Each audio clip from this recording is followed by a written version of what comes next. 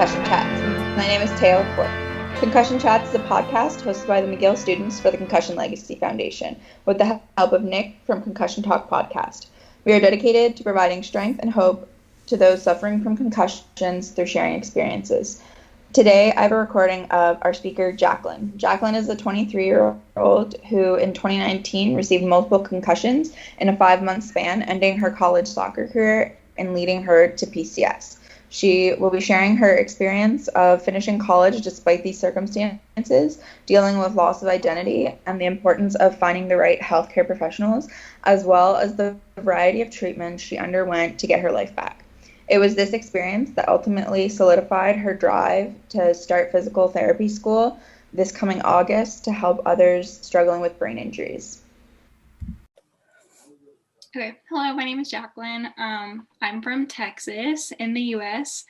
So I just want to kind of say what my life a little bit was like before my injury. I was a college soccer player at Texas Lutheran University.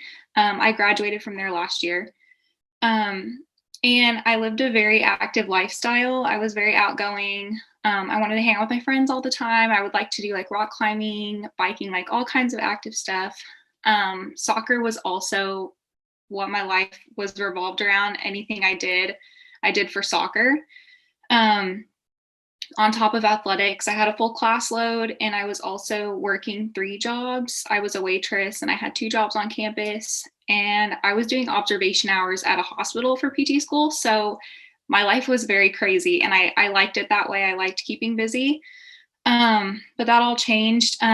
March 2019, I was in a soccer game. We had our spring season, so it wasn't like our regular season, but it was going to be my last spring season of college. And so during the tournament, I got hit in the head with the ball, and I had had a concussion before, so I kind of knew that I had one, but before I recovered fine, and I was just kind of oh, this is not a big deal.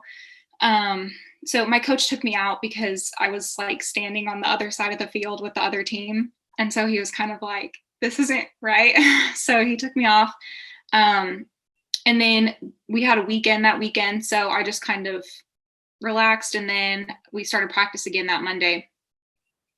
I was feeling very foggy. I just had some symptoms. I remember joking with my teammates that I had a concussion. Which wasn't funny now that I look back. But yeah, so 2 weeks had gone by, and I was fine after 2 weeks, or I thought. And so we were going to have our final spring game.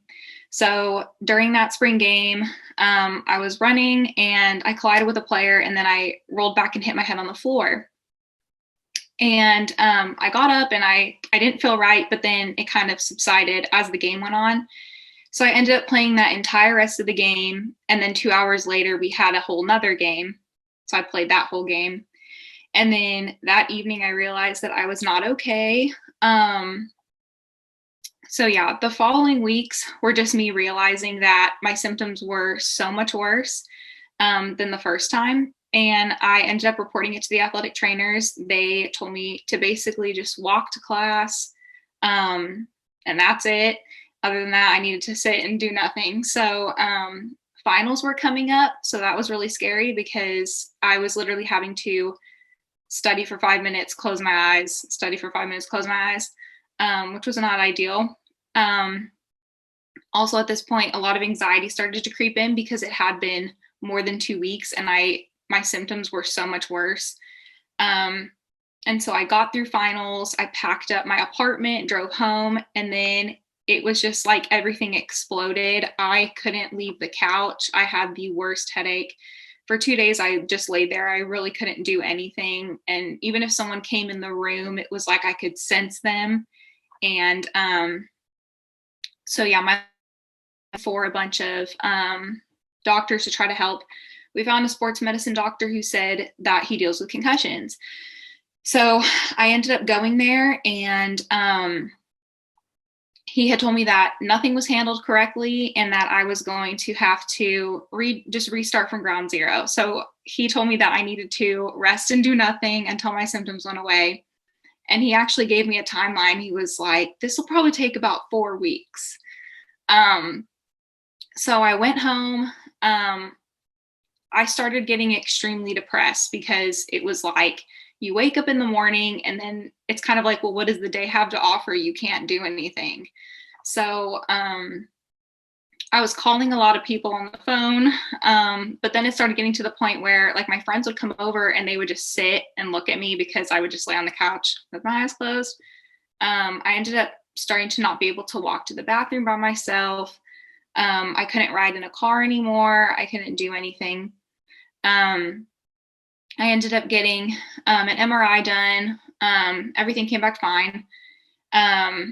So when I went back to the doctor, he said, I was dealing with PCS, and it was just going to take time. Well, weeks went by. I ended up finding a podcast that said that I needed to be exercising, not sitting around. So I was really mad. I went to my doctor and I yelled at him and was kind of like, dude, what is up with this? He ended up referring me to a neuropsychologist, and she was at the med center in Houston. And so you would think that, she would know her things. And so she did tell me that I did need to start vestibular rehab and PT. So I got referred to a PT at the med center, and everything seemed to be going really well with that experience. He had sat me down, told me what a concussion was. He did an assessment on me, said I needed vestibular therapy, getting started with exercise, and some stuff with my neck. So everything started to look up. I started becoming hopeful that I could be that I could play my senior year of soccer. So things were turning around really quickly once I started PT. But then I was getting into my car on my way to physical therapy, and I hit my head getting into my car. I don't think this was necessarily a concussion, but it definitely blew everything back up. So at this point I was back to splitting headaches at night, and throughout the day, but at night it was to the point where I couldn't, move. Then the weird stuff with my muscles started happening. So I was obviously still in PT. I remember going there and we were doing some exercise, but my symptoms were like bad at this point. So we kind of, set back, and I realized the next day my quad felt like it had pulled, but I was like, there was nothing that we did that would necessarily cause that to happen. He was confused. I then started walking really weird, and I was just noticing this like weakness and just burning sensations in my legs. And he would tell me, he was like, contract your quad, contract it. And I was like, I can't, even though I had walked in. So obviously you're still using muscles, but for some reason it was like my brain was like not allowing me to do this. So he was very confused. He wanted me to go get blood work done, see if there was something, related to another disease. I don't know, but everything was coming back normal. I ended up getting referred to a Nuka chiropractor. I don't know if any of y'all know what that is. But basically he told me that my brainstem was compressing my spinal cord, which is not true. So as you can imagine, this was like super anxiety provoking. He did start working on my neck, and knowing that my neck was a problem, it did help with things. So I was seeing some relief, and in turn, I feel like my body overall just started feeling better. So I felt really hopeful. I went to my doctor, and he actually released me to return to play despite all these weird symptoms I was having. But they kept telling me, your brain is fine. You're just still, dealing with some things. You'll be fine. So I went back to school. We went back earlier than everyone else because of athletics. And my teammate jumped on me, and I still don't know what hit me, but I got hit in the head, and that was it. Once again, the whole situation. I ended up going home. I didn't know if I was going to go back to school. That was the worst thing, because all I wanted to do all summer was go back to school. and be with my friends and be playing soccer. And that didn't look like it was going to happen. I did end up going back to school, and I remember my neuropsychologist telling me, like, that's the best thing for you. You need to return to a sense of normalcy, which, looking back, it honestly was the best thing, because I feel like there's a certain type of exposure your brain needs to go through. And if I were to have just removed myself from my life, I think it would have taken that much longer to get back to that. So I went to school. I always told myself that if I needed to drop out, I can drop out. I wasn't putting pressure on myself. It was mostly just for my mental state, just to be surrounded by everyone. But that came with its challenges, because my apartment was directly across from the soccer field. So I would hear the whistles blowing. I would hear my coach yelling, all my teammates, it was very upsetting to see that.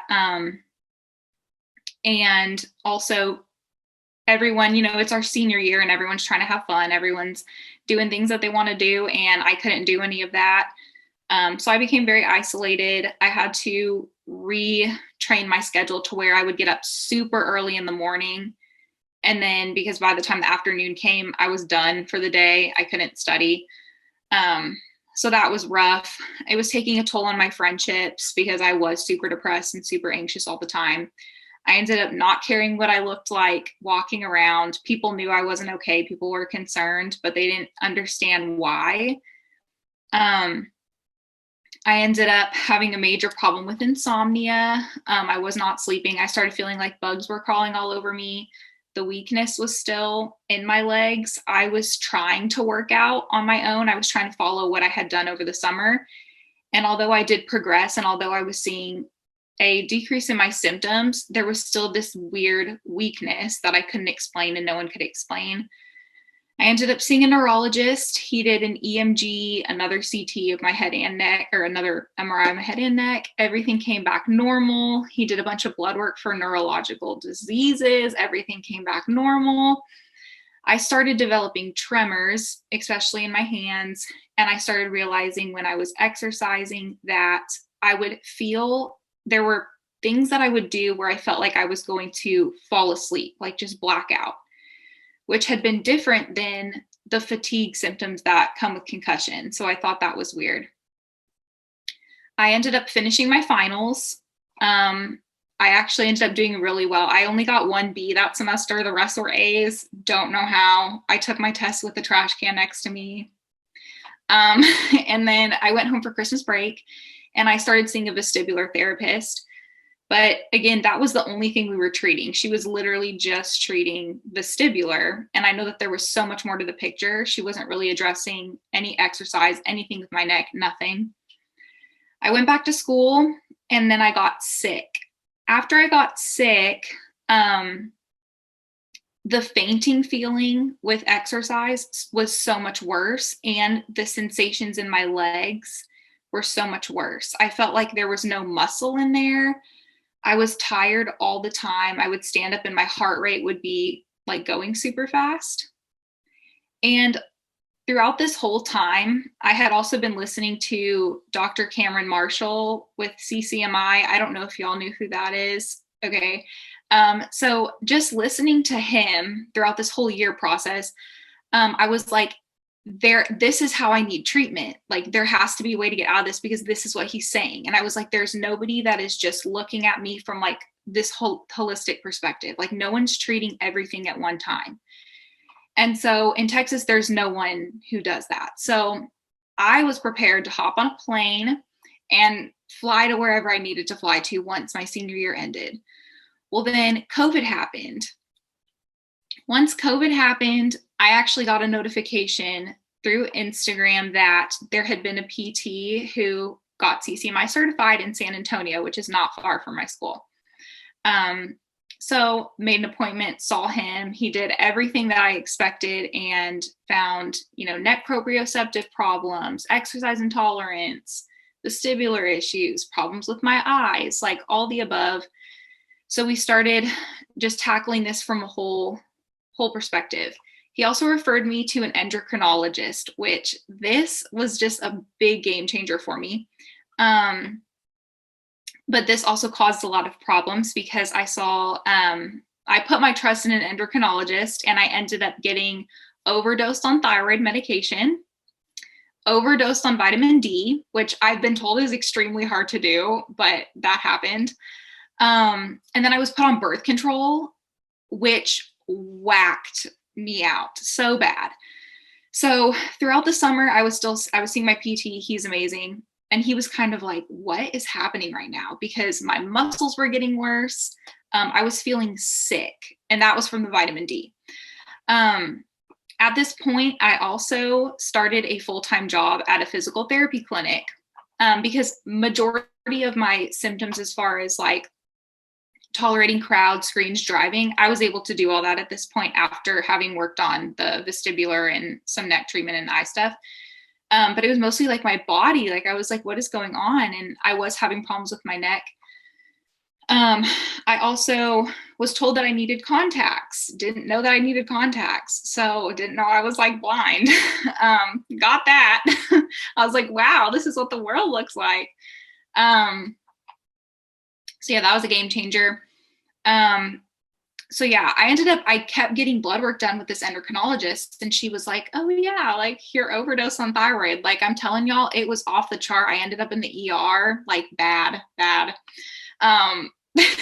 And for those of you like, you know, like in concussion, you feel like you're in a state of fight or flight already.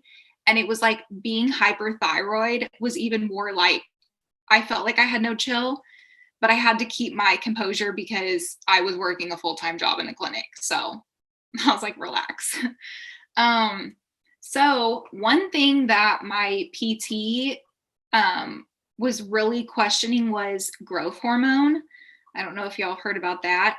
And we had thought that my endocrinologist had tested my growth hormone, because a lot of symptoms with growth hormone are like fatigue, muscle weakness, exercise intolerance, which I had. Come to find out, you have to do a provocative test to actually sufficiently test for that, which I had not had done. So I was on the computer on, YouTube, Googling growth hormone information, and a neuroendocrinologist did a talk on this and had said this information to me, and I about threw my laptop because I was so infuriated. She's from across the US. And she's kind of like, she's like a bigwig kind of. So I was like, there's no way she's going to respond to me, but she did. I ended up getting on a plane to fly to a state that she was licensed in so she could talk to me over Zoom. And she referred me to a study in Galveston where they are testing the effects of growth hormone.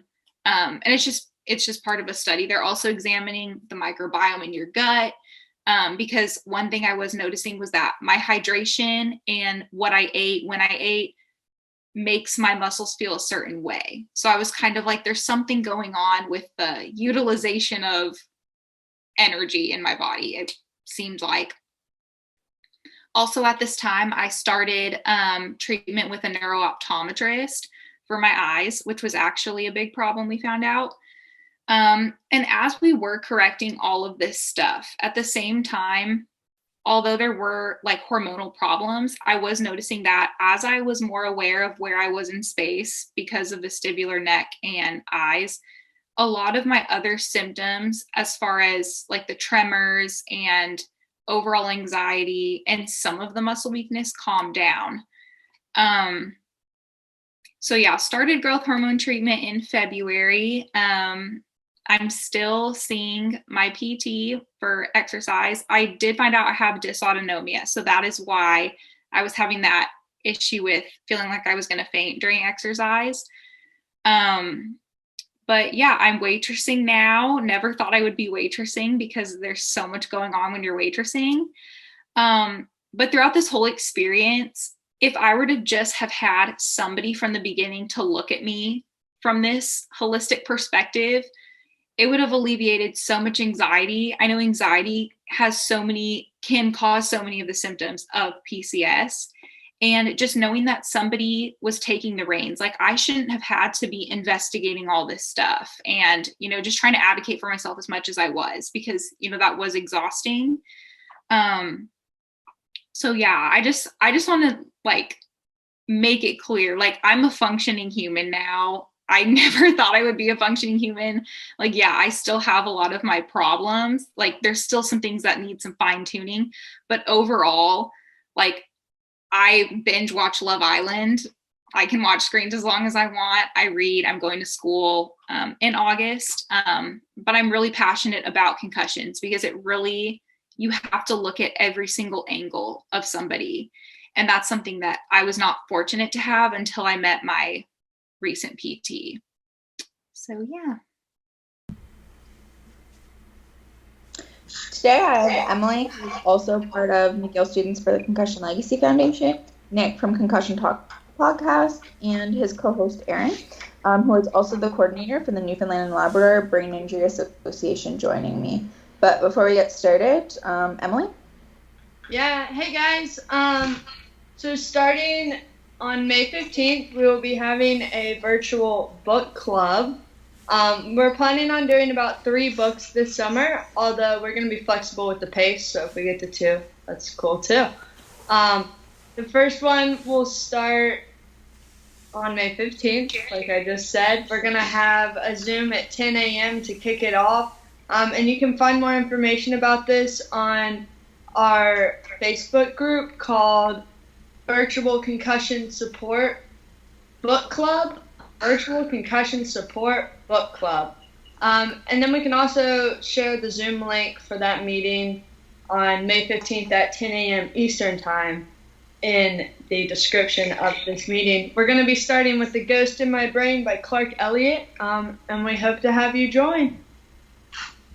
Woohoo! I'm excited about it. Yeah. Super excited. Especially since it's a book that we've talked about in support group meetings for like the last 2 years, and podcast. And we've talked about it a lot in the podcast too. So it's exclusive insider information. If you're hearing this podcast, Clark Elliott is probably going to come talk to the group. I thought it was confirmed. Like, yes. Yeah, we just haven't set a date, but he said this is a sneak exclusive. So. Yeah, if you're listening to the podcast, you're the first to know. I haven't told the group yet. Awesome. Super pumped about that. It's going to be fun. So about Jaclyn's talk. I really enjoyed her talk and resonated with a lot of it. And the discussion afterward was also really great. Some of the things that like she'd gone through were also things that like I've experienced too, but never associated as being concussion related at all. So that started to kind of make me think. But yeah, I think her talk was great. It was really relatable, and the whole group seemed to really appreciate her share. What were a couple of the things that surprised you, Taya? I think one thing, like, it's not, like, about her. It's more, like, the whole, like, endocrinologist, like, had her taking way too much thyroid medication and vitamin D that, like, she ended up in the ER. I was just, like, holy crap, like, that's insane. Like, that's insane. And at the end of the meeting, when we were talking and stuff, someone asked, they were like, just out of curiosity, like, how much vitamin D did they have you on? Because as we all know, like, vitamin D is pretty hard to have too much of. And they had her on something like 50,000 units, and for way longer than she was supposed to have it. It was supposed to only be like a couple weeks or something, but they kept her on it for much longer. And I just like, wow, that's crazy. Like I remember when I started vitamin D, I was like extremely deficient and I was taking quite a bit, but like nowhere near that. Like mine was like max like 3,000, like, and I thought that was a lot, you know? But yeah, that was just crazy. And another thing that kind of surprised me was just about like the way she was talking about things that like like bodily things that were happening, like the tingling and the twitching of like the legs and stuff like that. Like a lot of that stuff that like I've experienced, and I mean I still have issues with. I've kind of just thought that it was like related to my knee injury from rugby. So maybe I should take a look into that stuff. But yeah, that stuff was really interesting. Emily? Yeah, it is really interesting. One, the vitamin D thing is crazy. Yeah. Guys, I have always, I hear the term exercise intolerance a lot, and I just never really, I was just kind of Googling a little bit about it, but I just still really, like, never heard that in my recovery, and I am always, like, super exhausted after, like, just a short amount of exercise. It's weird, like, how exhausted. So that was really interesting to hear that term. I have to look into it. Although I do wonder if, like, you know, I don't know what I'm thinking.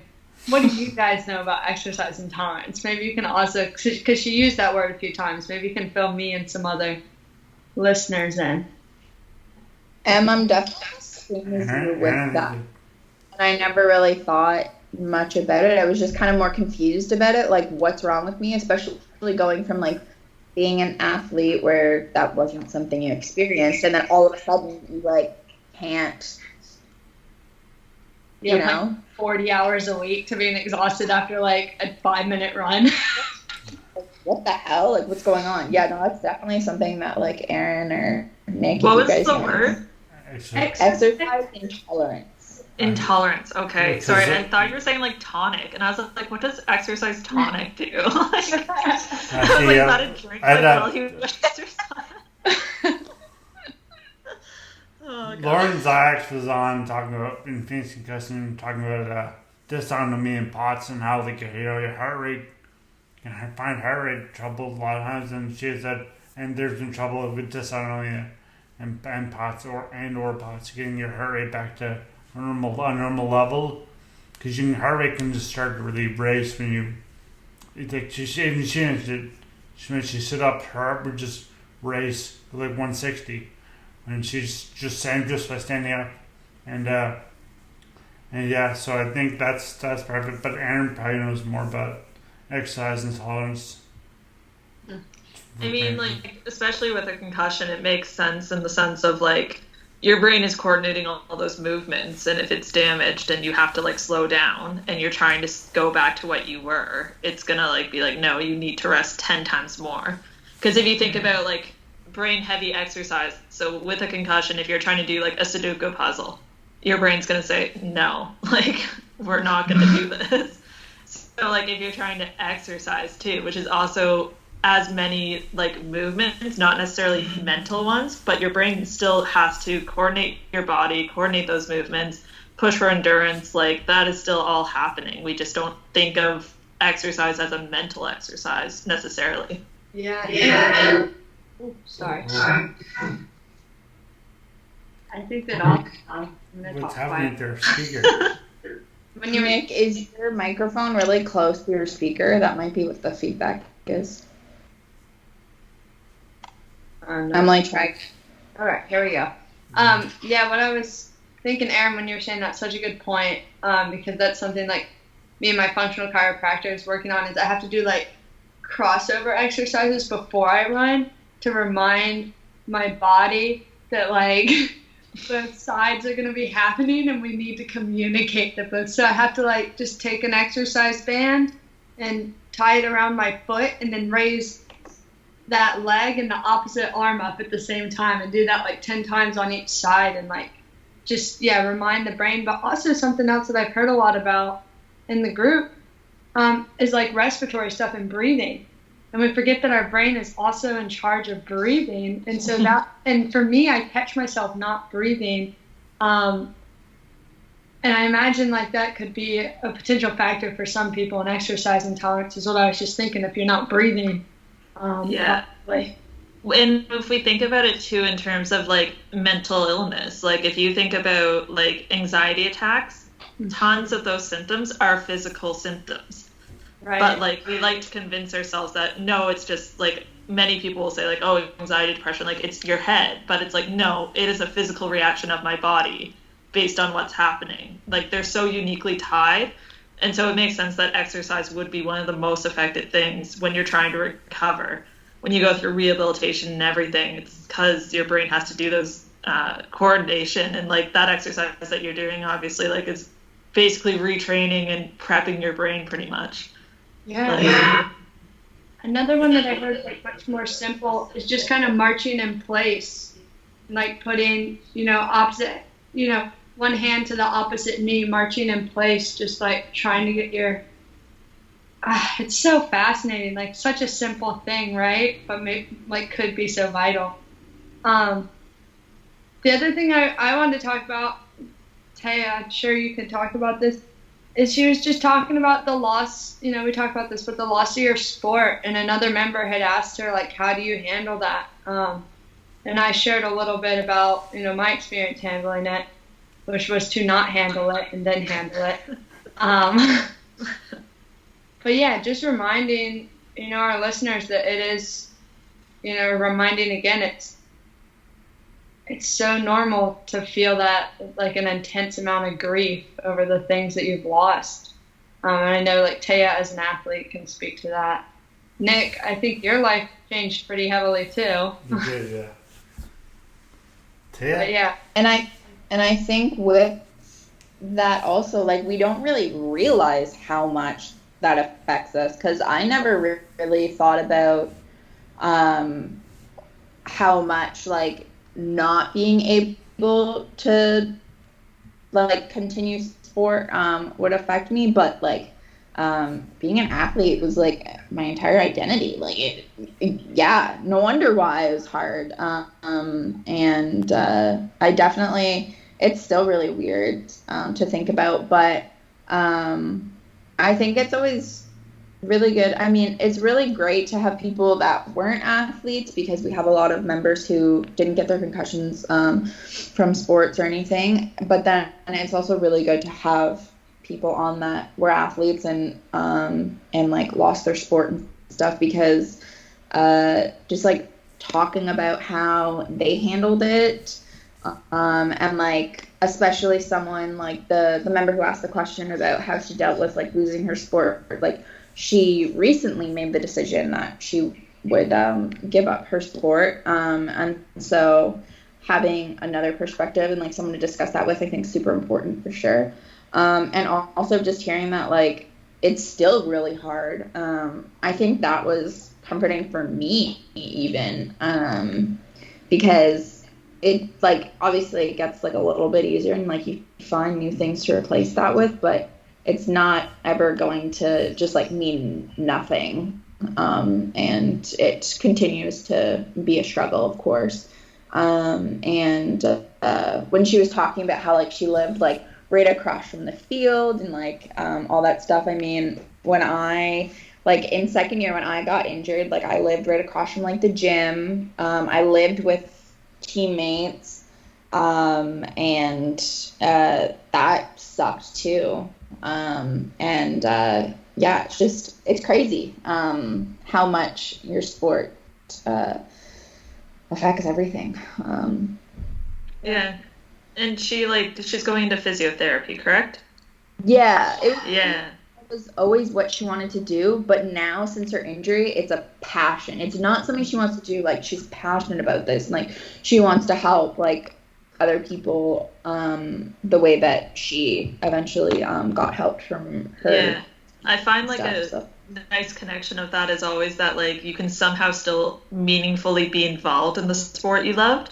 It won't look the same and it might not be the same, and the best thing for you might be to just entirely leave and not think about it. But like I think for a lot of people, healing comes from still meaningfully being able to contribute. And I think like in the terms of physiotherapy, she will be in that sense, because she'll be able to go back and help other players and hear about it and like move forward with her own message of hope and love for the sport in that sense of maybe I'm not on the field, but I am on the sidelines, like the biggest cheerleader for everyone there.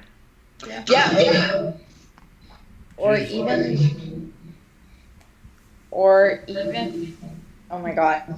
Okay.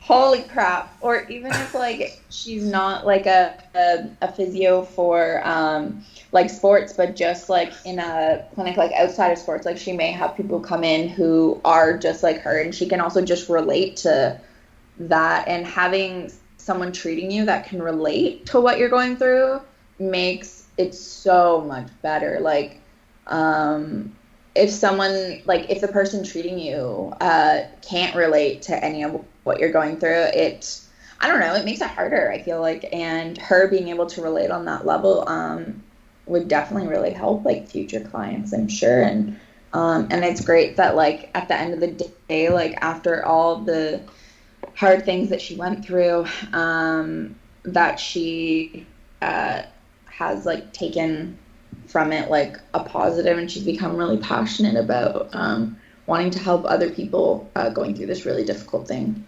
I was encouraged by her ability just to say that, you know, she's figuring out, other people are figuring it out, and not blaming anybody for her injury or her doctor for not knowing.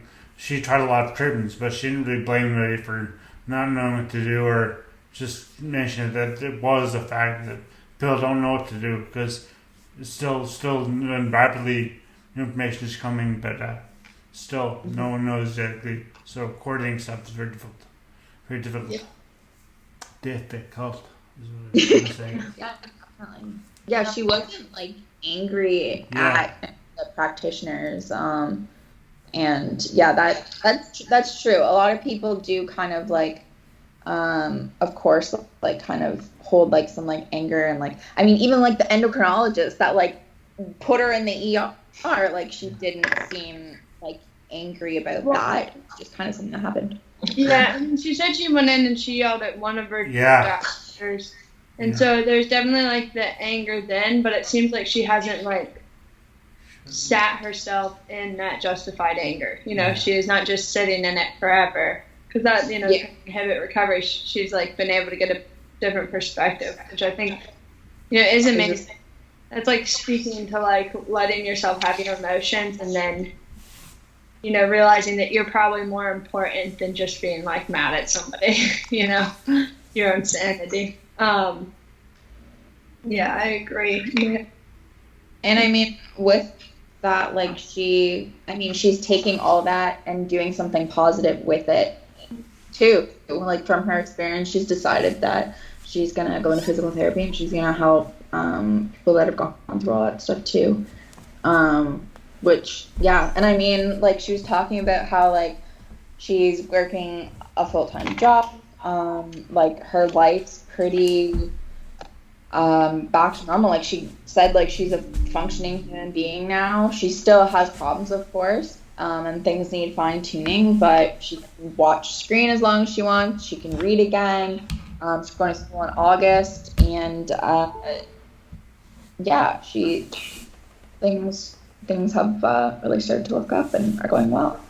Yeah, it's really inspiring, her like mindset to keep going, you know, until, you know, not just stopping and being like, oh, this is done. And, you know, she had that resilience and that drive to keep pushing until she solves the problem. And I think her talking about the holistic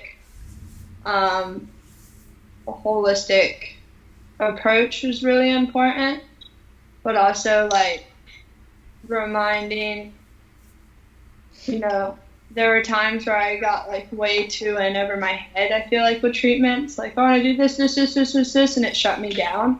So definitely like reminding people, you know, to find that balance between seeking getting multiple treatments done at once, and like what can you mentally handle right this second, or physically, really. But yeah, I just like, it was really inspiring. Yeah. It was really, really good. Anything have anything to add? Everyone have anything to add before we wrap it up?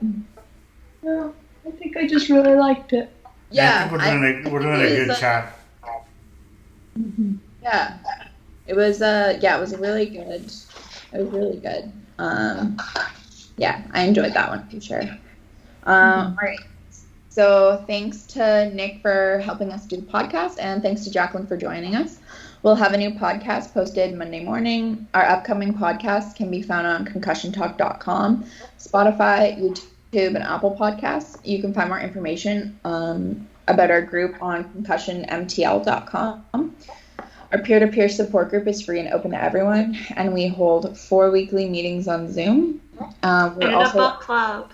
I was getting there. So, for Thursday morning speakers, so reach out about that too.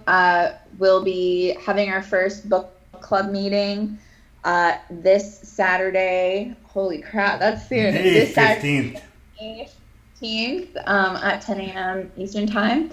And it's going to be The Ghost in My Brain. This meeting will just be kind of like introduction to book club, but we'd love for you to join. You can find us on Facebook. It's called Virtual Concussion Support Book Club. Thanks, Erin and Emily, for joining, and thanks everyone for listening. Bye. Bye.